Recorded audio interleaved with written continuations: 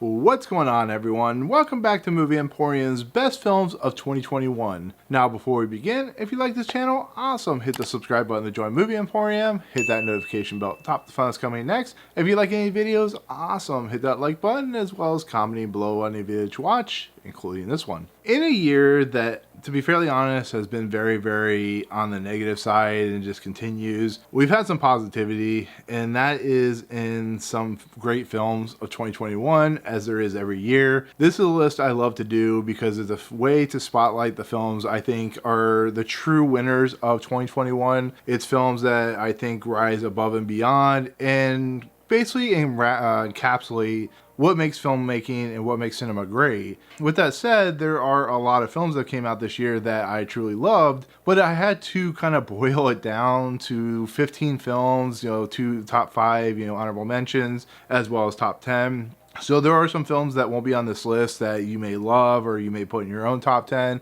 But be aware that I do love some films that didn't make this list. So with that said, I do have 5 films as honorable mentions, films that didn't hit the top 10, but are films that I definitely recommend you watch if you get a chance. Those films are, of course, Coda, which was in my top 10 for the longest time, but there are 10 great films that I felt were a little bit better, but this is still a great film.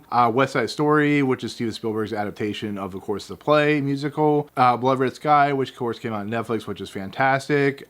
The Last Duel, which is Ridley Scott's good film of 2021, and of course Naterno, which is a fantastic documentary that has no voiceover work but is completely shot and just kind of a really cool concept. So definitely check out those films. They're great looks at 2021 in filmmaking cinema. And with that said, we'll go ahead and head into the top 10, and number 10 is...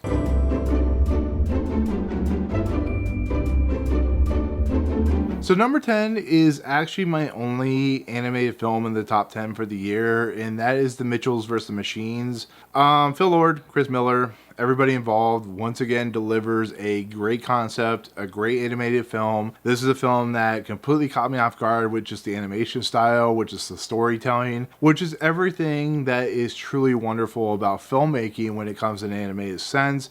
It was truly original. Is it as good as like Into the Spider-Verse? No, but it definitely wins on everything it's trying to deliver and has a great message and a great story, as well as just great, funny entertainment value. So this is a film that completely just won me over in every sense and fashion, and I definitely recommend it. So at number 10 is The Mitchells vs. the Machines, and number 9 we have...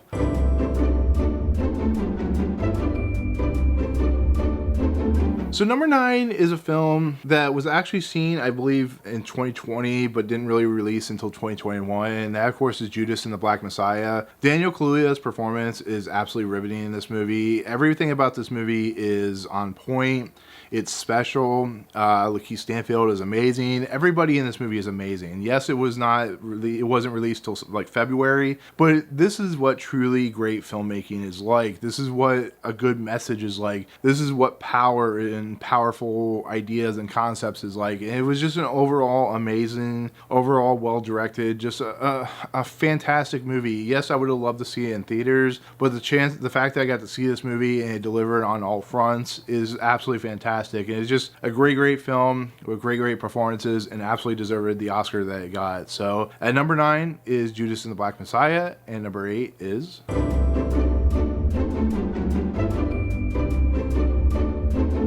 So every year there's a film, at least one film in whatever genre, that completely catches me off guard. And this film is a video game movie. And that movie, of course, is Werewolves Within. This movie is absolute pure joy. This is probably the best video game movie I've ever seen in my entire life. And has a ridiculous story, has a ridiculous premise, but delivers with spades on that ridiculous premise. The ending is absolutely like aces. It's a fantastic little horror film. It's a film that needs to be seen if you just want to have a good time with good action and with just a great payoff and good characters like Sam Richardson and stuff like that. It's a movie that definitely was not something that was on my radar, but when I saw it, I loved it. I completely was enraptured by it. And like stuff like Climax and Mandy and all those types of films, it's a film that is special. It really is. It has everything going for it, and it completely delivers in spades. So with that said, highly recommended. It is at number 8, Werewolves Within.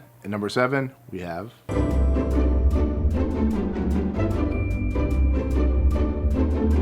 This was another film that was released in 2020, but I did not get to see till 2021. That movie, of course, is Supernova with Colin Firth and Stanley Tucci. This movie is fantastic. It's heartbreaking. It's full of love. It's full of sadness, but it's a movie that has two great performances. It has a great story, and similar to something like Nomadland, it truly delivers on what it's like to be a human, what the human emotion and condition is like, and what it's like for people to be on opposite ends of the spectrum, be opposite ends of the world in their kind of thinking, and how those two find a way to have a bond. And Colin Firth and Stanley Tucci are absolutely fantastic in this movie. This movie delivers on everything that it promises, and is a movie that I highly recommend if you haven't seen it or have heard of it, because it's a great movie. It is a sad movie in a lot of aspects, but it is a fantastic movie for what it's trying to do. So at number 7 is Supernova, and at number 6 we have...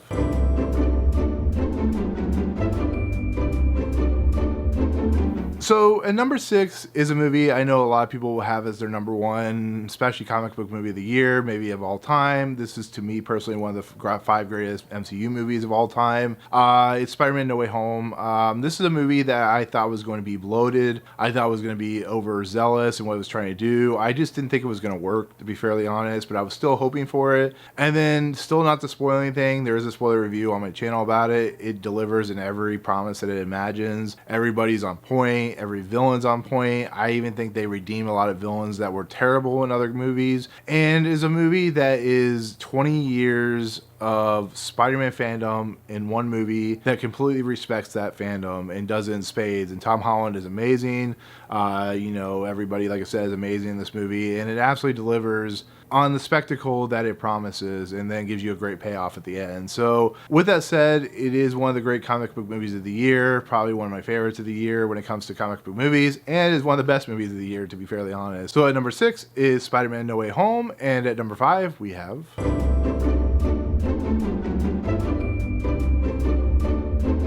So film festivals are an amazing thing to go to or to watch or to be involved with, because you see films that not a lot of people have heard of. You find films that are diamonds in the rough, and you just find films that completely take you off guard. They completely just mesmerize you and deliver on concepts not only do you love and enjoy, but deliver it with uniqueness and reverence and relevance. And that's what Beyond the Infinite 2 Minutes did. It's a concept like a lot of films that I've watched that deal with, how do we take time travel? How do we take sci-fi? And even though it's outlandish and outrageous, make it somewhat realistic, make it somewhat unique, and that's what this movie does. The fact that they only go 2 minutes into the future, that the story starts to kind of completely unfold in a way you don't expect, and just, it's a movie with a lot of heart, with a lot of passion, was filmed on iPhones, and is one of the most special movies I've seen in quite a while. Like I said, it was the first film I saw at the Nightstream Film Festival, and I loved every second of it, and it's just one of the great films of the year.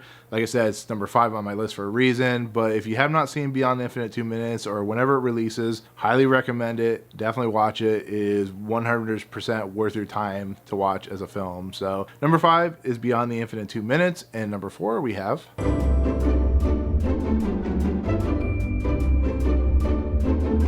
I said it in my review, but Lin-Manuel Miranda is having quite the year when it comes to his films and adaptations. Encanto, his music was fantastic. Of course, In the Heights finally came out after a year of being pushed back because of the pandemic. Tick, Tick, Boom is a revelation of a film. It is an Oscar-worthy film, Oscar-worthy performance from, of course, Andrew Garfield, and is a movie that is why Lin-Manuel Miranda is so respected as a Broadway musician, a Broadway writer. And this film, which of course is based off the one-man play of the character of Jonathan Larson, is a love letter to the guy who created Rent. It really is. It's just everything about this movie, bringing in some of the actors that Jonathan Larson worked with, bringing in just the musical moments, and just kind of just running with it. It's the best film, one of the best films of the year.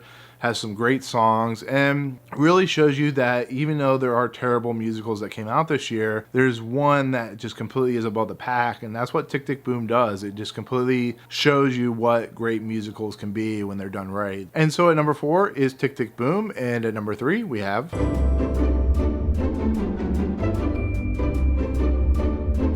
Finally, something in my most anticipated list fell in my top 10 of the year. I was completely shocked that this happened, but Denis Villeneuve made a film that was based off of a book that was completely impossible to make into a film. It's been done before in various fashions.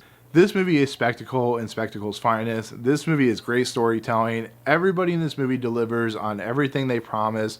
And it's just one of the most bombastic, one of the most beautiful, one of the most gorgeous things I've seen this year. And just completely makes you realize how good of a director Denis Villeneuve is when it comes to creating and just bringing stuff that is almost impossible to even imagine. This movie was incredible to watch on IMAX. This movie has some amazing visuals, like I said, and it's an amazing movie. It really is. It's one of the best of the year, maybe one of the best of the decade. It just really delivers on everything it promises. So at number 3 is Dune. If you have not seen this movie, which I know a lot of people have, definitely recommend. But there you go. Number 3 is Dune. And at number 2 we have...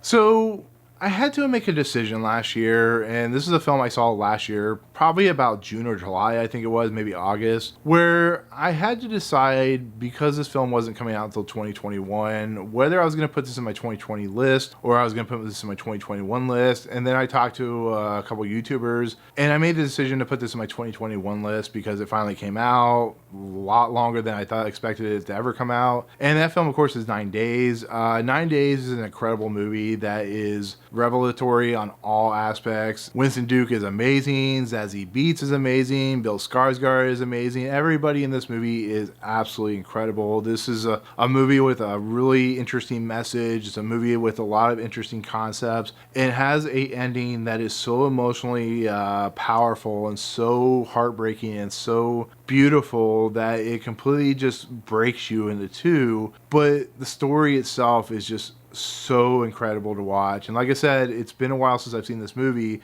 but I still think about this movie almost every day. I still think about Winston Duke not getting an Oscar nomination for this, at least. Yeah, I hope he does. But it definitely flew under the radar. Definitely watch it if you get a chance, because it will completely enrapture you with just amazing, talented performances and just a great first-time directorial effort too. So that's at number 2. I've been waiting to talk for this film for a while because, like I said in my review, I thought it was incredible and it is definitely worth the top ranking that it got. So at number 2 is 9 Days, and at number 1 is you should know what number 1 is if you watch my reviews. So number 1 is... This is Jay and Gail Perry. How are you? I'm fine. Advice. It came down to the two of us making the choices. Regret. The worst outcome imaginable happened. Any change I might have made could have resulted in a different outcome. I regret everything. I know how he fought. How he died. So number 1 is, of course, Mass. I've been talking about this film forever. I saw it way back in Sundance. Been basically at number 1 on my list since I saw the movie, just because it broke me emotionally and mentally on a very visceral level. And that's not a bad thing, because it's an incredibly nuanced story that's actually directed by Frank Kranz, who was the stoner guy in Cabin in the Woods. This is a story that was very personal to him, very passionate to him. It's something that he felt he needed to tell. Maybe he has some experience with these types of things, but this is a film that's filled with incredibly nuanced performances, Oscar-worthy performances from Reed Barney, Ann Dowd, Jason Isaacs, and of course Martha Plimpton. And it's a movie that will completely devastate you as you watch it, because the story is about school shootings. It's about the kind of the healing that happens, and it's very small, very meticulously developed and designed to make you realize that both sides are very complicated in nature, and it does everything in its power to just completely try to make you understand that, and it delivers in every form of fashion. Is this movie that you will go back and revisit every time? No, it's similar to Schindler's List, where it's very difficult to watch, but if you ever have a chance or you have the inkling of watching this movie, I definitely recommend it. It will be something that will completely take you aback, but you will feel something truly unique unique in your heart about it. So definitely recommended. Definitely the best film of the year and something I truly hold special. So number one is Mass, and that'll do it. That'll be my take on the best films of 2021. Very diverse list. Like I said, there'll be films like Shang-Chi and Belfast that will be in top 10s of people's list. But this is what I believe are the top 10 films of the year. So there you go. I hope you enjoyed the list. But otherwise, comments below. Tell me what your top 10 films of the year are, or just what your favorite film of the year is, all that good stuff. But otherwise, thank you so much. I hope that was a list that you enjoyed. But as always, if you like what you see on the channel, hit the subscribe button to join Movie Emporium. Hit that notification bell at the top to find out what's coming next. If you like this video, awesome. Hit that like button, and we'll see you in the new year for the most anticipated of 2022. Peace out, guys.